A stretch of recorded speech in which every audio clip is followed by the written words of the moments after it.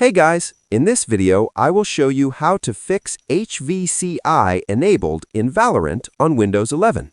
Alright, let's begin. First, open the Start menu and click on Settings. On the left, select Privacy and Security and then Windows Security.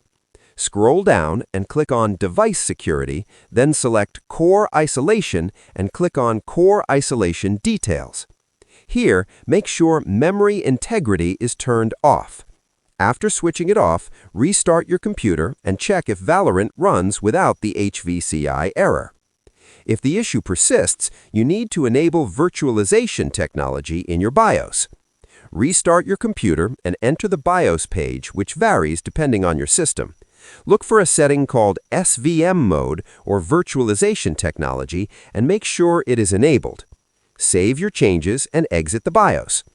So that's basically how you can fix HVCI Enabled in Valorant on Windows 11. That's it for this video. Thanks!